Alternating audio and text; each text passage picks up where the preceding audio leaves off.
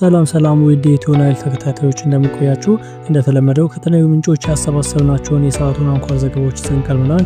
ዋና ዋናዎቹን በቅድሚያ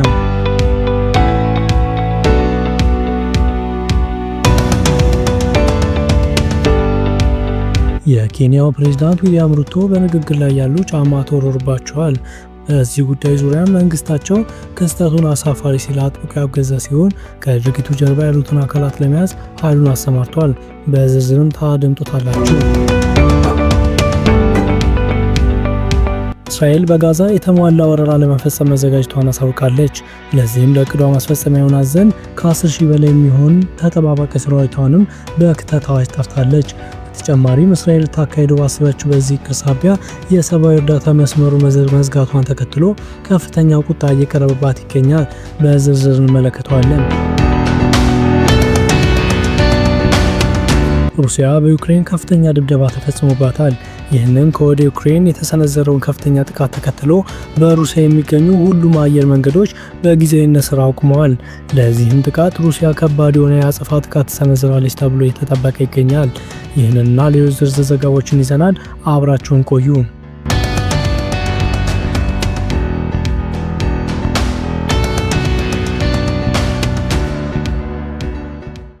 በምዕራቡ ዓለም ፍቅር ወድቋል ተብሎ በከፍተኛ ሁኔታ የሚታሙት የኬንያው ፕሬዝዳንት ዊሊያም ሩቶ በንግግር ላይ ያሉ አንድ ጫማ ከወደ አድማጮች አቅጣጫ ተወርሮባቸዋል። የኬንያ መንግስት ድርጊቱን እጅግ አሳፋሪ ሲል አውግዞታል። በማህበራዊ ሚዲያ ላይ ድርጊቱ ከተፈጸመበት ጊዜ አንስቶ የተጋሩ ተንቀሳቃሽ ምስሎች እንደሚያሳዩት ፕሬዝዳንቱ ንግግር ሲያደርጉ የተወረወረውን ጫማ በግራ እጃቸው መመከት ባይችሉ ኖሮ በቀጥታ ግራ ፊታቸውን በጥፊ ያገኛቸው ነበር። ጉዳዩን አስመልክቶ አንድ የመንግስት ቃል አቀባይ በሰጡት መግለጫ የሆነውን አውግዘው ከድርጊቱ ጀርባ ያሉት አካላት በፍጥነት እንዲያዙ ጠይቀዋል። በዚህ ብቻ ያላበቁት ቃል አቀባዩ ሁላችንም ጫማ ለመወርወር ብንወስን ምን ይፈጠራል? ለልጆቻችንስ ምን አይነት ተምሳሌት እየሆንን ነው? ሲሉ ከጠየቁ በኋላ ፕሬዝዳንቱ ተገቢው ክብር እንዲሰጣቸው በማህበራዊ ትስስር ገጻቸው ላይ ባቀሩት ፖስት ጠይቀዋል። በኬንያ የሚገኙ መገናኛ ብዙሃን ከጉዳዩ ጋር በተያያዘ 3 ሰዎች መያዛቸውን የዘገቡ ሲሆን ነገር ግን ፖሊስ እስካሁን የሰጠው ማረጋገጫ የለም። አንዳንድ የፓርላማ አባላት በበኩላቸው ድርጊቱ ከፍተኛ የጸጥታ ክፍተት መኖሩን ያመለከተ እንደሆነ ከገለጹ በኋላ የጫማ ውርወራውን በእጅጉ ተችተዋል። ይህ ድርጊት በፕሬዝዳንቱ ላይ የተፈጸመው በምዕራብ ሚጎሪ በምትባል አውራጃ በተካሄደ ህዝባዊ ስብሰባ ላይ ንግግር እያደረጉ ባሉበት ሰዓት ነበር። ግዛቷ ያለፈው ፕሬዝዳንታዊ ምርጫ ላይ የሩቶ ዋና ተፎካካሪ የነበሩት አንጋፋው ተቃዋሚና በኋላ ላይም ከፕሬዝዳንቱ ጋር ስምምነት ላይ የደረሱት ፖለቲከኛ ራይላ ኦዲንጋ ጠንካራ ደጋፊዎቻቸው በሚገኙባት ክልል ነች። ሩቶ ወደ አካባቢው ያቀኑበት ምክንያት በክልሉ ለ3 ቀናት የሚቆየውን የልማት ፕሮጀክት ለማስጀመር በማሰብ ነበር።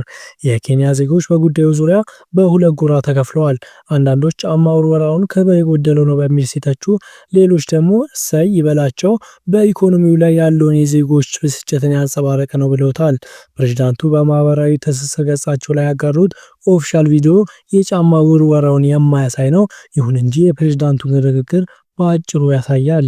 ፕሬዝዳንት ሩቶ ወንጀለኛውን እየፈለጉ ለነበሩት ኮማንዶቻቸው ድርጊቱን የፈጸሙትን ግለሰቦች ለታዳሚ እንዲተውላቸው ሲጠይቁም ነበር። ይህ ድርጊት የተፈጸመው በሀገሪቱ በህዝብ ባለስልጣናት ላይ የደህንነት ስጋት እየጨመረ በመጣበት ወቅት ነው። ባሳለፍነው ሳምንት አንድ የተቃዋሚ ፓርቲ አባል የነበሩ የኬንያ ፓርላማ አባል በዋና ከተማዋ ናይሮቢ በሞተር ሳይክል በሚንቀሳቀሱ ታጣቂዎች መገደላቸው ይታወሳል። የሩቶ ፓርቲ አባል የሆኑ አንድ የፓርላማ አባል ድርጊቱን ዲሞክራሲያችንን የሚነካ ሲሉ ተችተዋል። በፕሬዝዳንታችን ላይ የተወረወረው ጫማ ጥይት ቢሆን ኖሮ ወደ ከፋ ትርምስ እንገባ ነበር ያሉ ግለሰቡ ሰዎች በፕሬዝዳንቱ ደህንነት ላይ ይቀልዳሉ። አንድ ሰው ጫማውን አውልቆ ፕሬዝዳንቱ ላይ አነጣጥሮ በመወርወር እጅግ ድፍረት የተሞላበት ድርጊት ፈጽሟል ካሉ በኋላ የፕሬዝዳንቱ ጥበቃ መጠናከር እንዳለበት ተናግረዋል።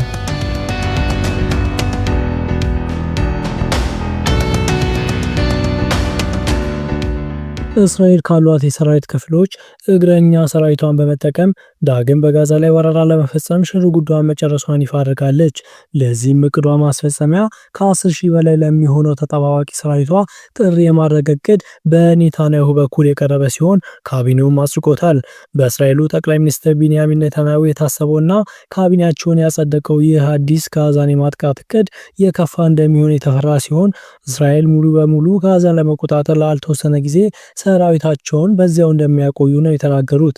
ይህ አዲስ እቅድ ሐማስን ሙሉ በሙሉ ለማጥፋት ያለመ እንደሆነ የጠቀሱት ኔታንያሁ በአካባቢው ያሉ ነዋሪዎች ለራሳቸው ደህንነት ሲሉ ወደ ሌሎች ቦታዎች እንዲዘዋወሩ አሳስበዋል።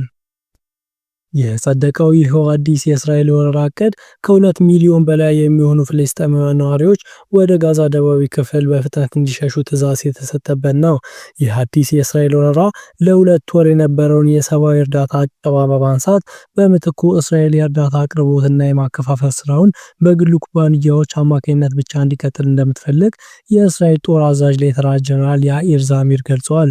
ሐማስን በጋዛ ውስጥ አስወግዶ ተፈናቃዮችን ወደ ሀገራቸው ለመመለስ እቅዱ እጅግ በጣም አስፈላጊ እንደሆነ ተናግረዋል።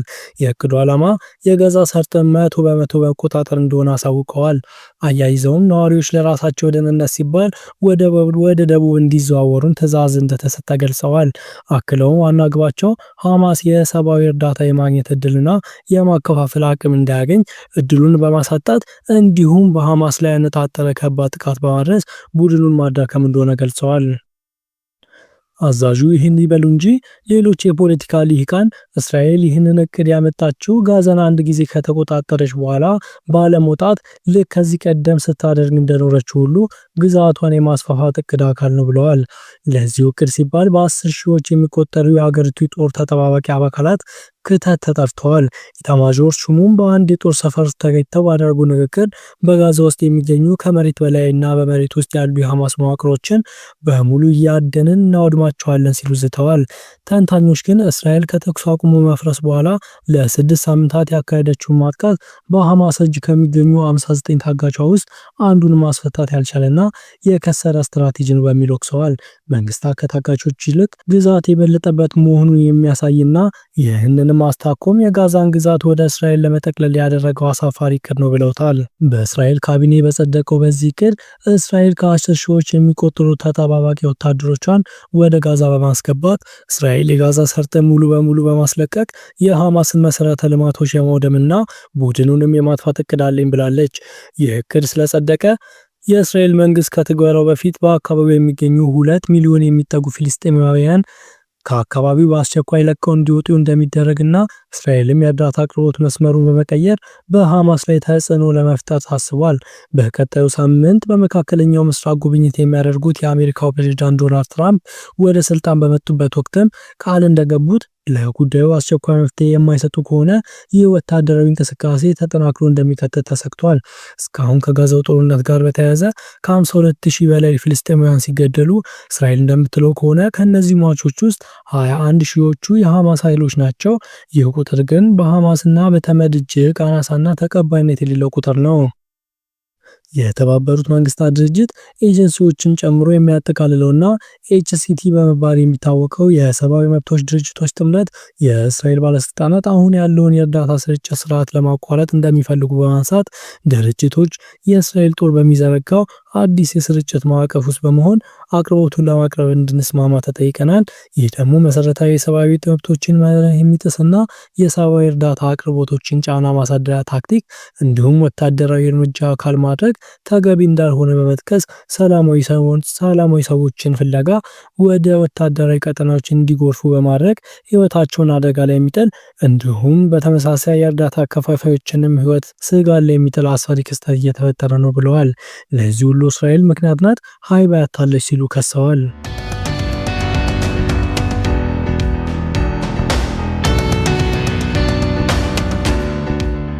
ዩክሬን በትናንትናው ዕለት በሩሲያ ላይ ከፍተኛ የሚባል ድብደባ የፈጸመች ሲሆን ጥቃቱን ተከትሎ የሩሲያ ሁሉም አየር ማረፊያዎች ሙሉ በሙሉ ስራ አቁመዋል፣ መዘጋታቸውንም ተነግሯል። ዩክሬን ከአመሻሹ ጀምሮ በተከታታይ የሩሲያ ሞስኮ ላይ ያነጣጠረ የአየር ጥቃት ስትፈጽም አድራለች። ከዚህ ጋር በተያያዘ በከተማ ውስጥ ያሉ 4 ግዙፍ አየር መንገዶች በጊዜያዊነት ስራ ማቆማቸው ተዘግበዋል። የሞስኮ ከንቲባ ሰርጌይ ሶባኒያ ንጋት ላይ በወጡት መግለጫ በተለያዩ አቅጣጫዎች ጥቃት ሊፈጽሙ ወደ ከተማ የመጡ 20 29 የዩክሬን ድሮኖች በአይበገሬው የሩሲያ ብርቱ መከላከያ ከሽፏል ብለዋል። ሩሲያ በዩክሬን የደረሰባትን ተከታታይ የድሮን ጥቃት ተከትሎ በዩክሬን በኩል እስካሁን የተባለ ነገር የለም።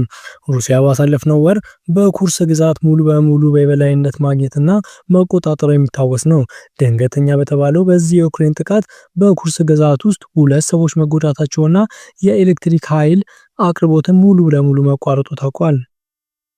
ዩክሬንም በሩሲያ ምድር እያደረሰች ላለችው መጠነ ሰፊ የድሮን ጥቃት አጸፋውን ሩሲያ ከዛሬ ጀምሮ እስከ ቀጣዮቹ ቀናት በዩክሬን ላይ ልፈጽም የምትችለው መልሶ ማጥቃት እጅግ አውዳሚና የከፋ ሊሆን እንደሚችል ከወዲሁም በብዙዎች ዘንድ ስጋት ፈጥሯል። ለአሁኑ ያሰባሰብናቸው መረጃዎች ይመስሉ ነበር። ያላችሁ ማንኛውም አስተያየትና ጥቆማ ኮሜንት ላይ አስቀምጡልን። አበቃን። ቸር ያሰማን።